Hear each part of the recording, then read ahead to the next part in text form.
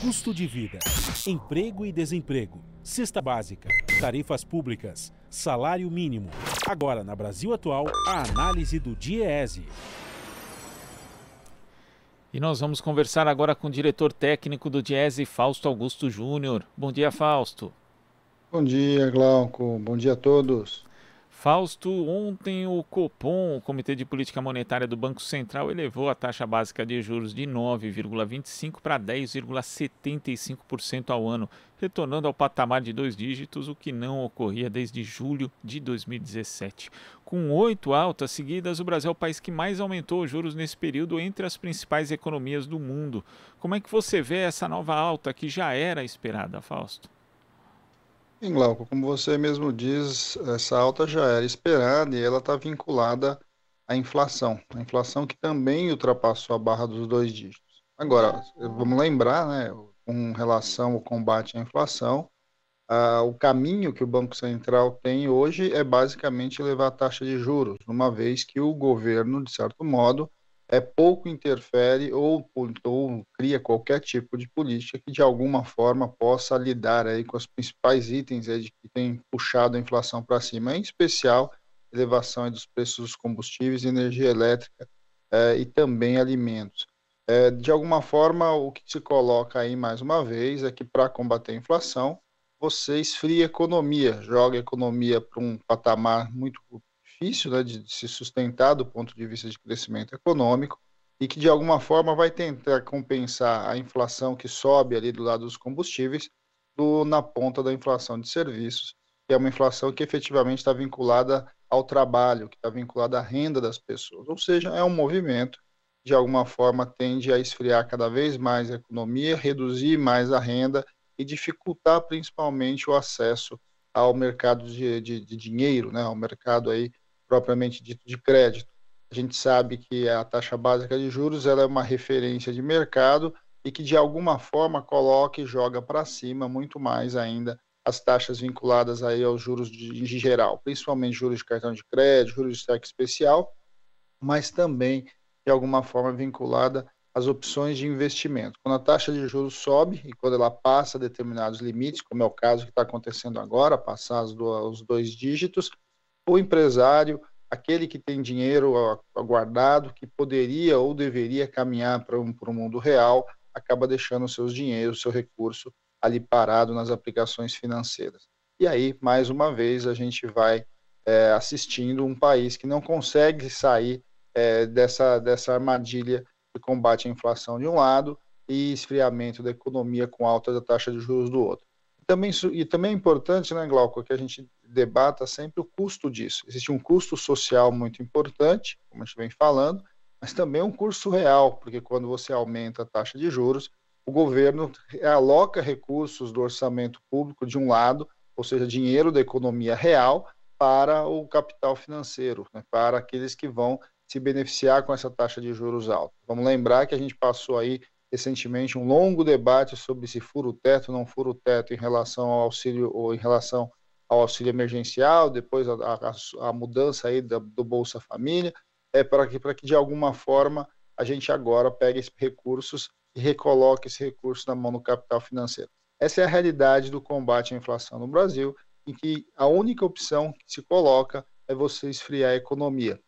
E é bom lembrar, num país em que a economia já está fria, já está andando de lado e que, de alguma forma, a taxa de desemprego já superou aí a barreira dos 2 pontos também. Nós já estamos aí com mais de 12 milhões de pessoas, quase 13 milhões de pessoas desempregadas, uma renda do trabalhador que é a menor renda desde que a pesquisa é feita, ou seja, desde 2012, a menor renda do trabalho que está colocada hoje para nós. Essa é a realidade que está colocada aí e essa é a preocupação de alguma forma, tanto o governo quanto o Banco Central se colocam em relação ao mundo do trabalho, em relação à necessidade real das pessoas de conseguirem aí um posto de trabalho, um emprego para garantir a sua sobrevivência.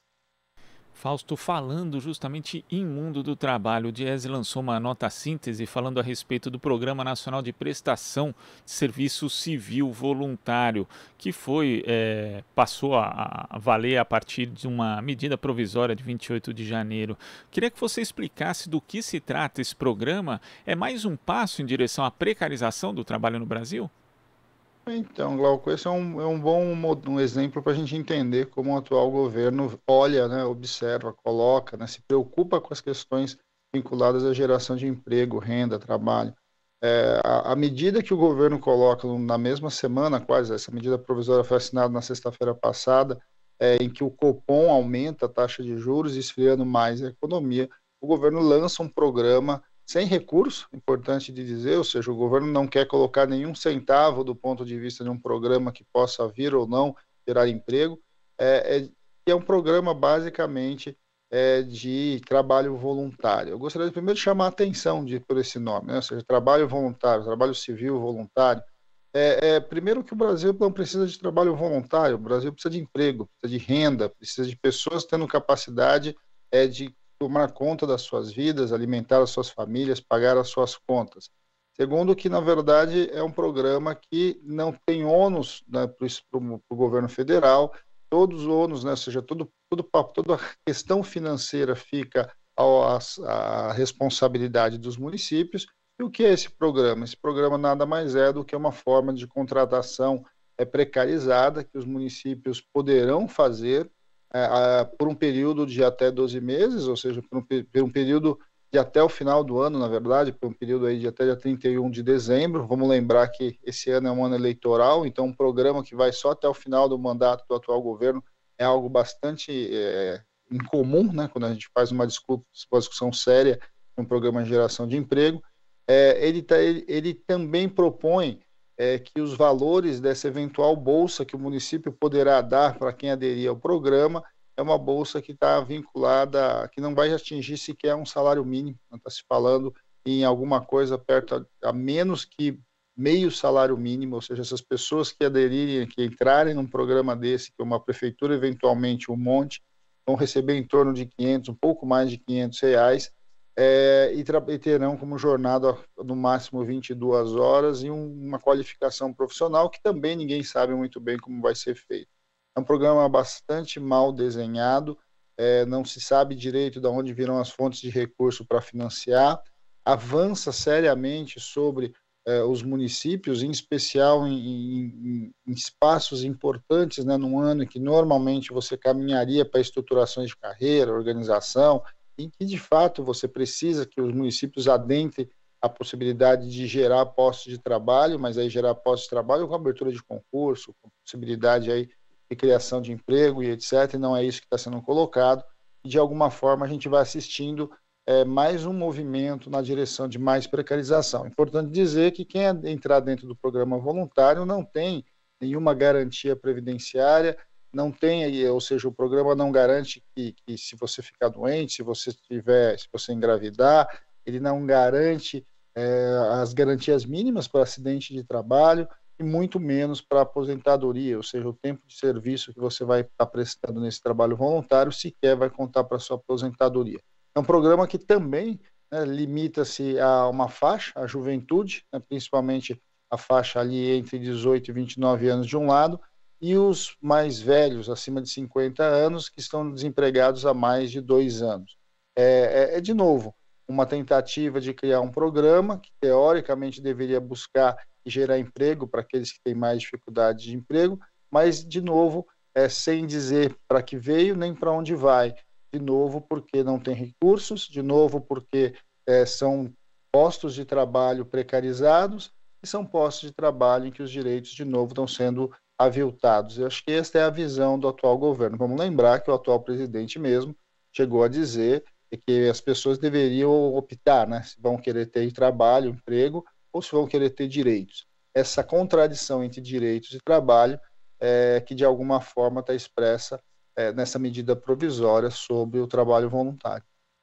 E a síntese do Diese, Fausto, lembra bem aqui que em outros momentos do Brasil nós já tivemos crises também no mercado de trabalho e foram adotadas outras iniciativas, como nos anos 90 as frentes de trabalho, né, que eram programas emergenciais, mas que respeitavam os direitos trabalhistas e o salário mínimo vigente, o que não é o caso agora, né? Esse programa do governo federal, como você bem descreveu, na prática ele desrespeita esses direitos e ainda por cima também não considera as especificidades dessas faixas etárias a que ele se destina, Fausto. Esse é um outro detalhe aí, né, Glauco? Vamos lembrar que quando a gente está falando da juventude, o maior drama que a gente tem é fazer essa transição entre a escola e o trabalho.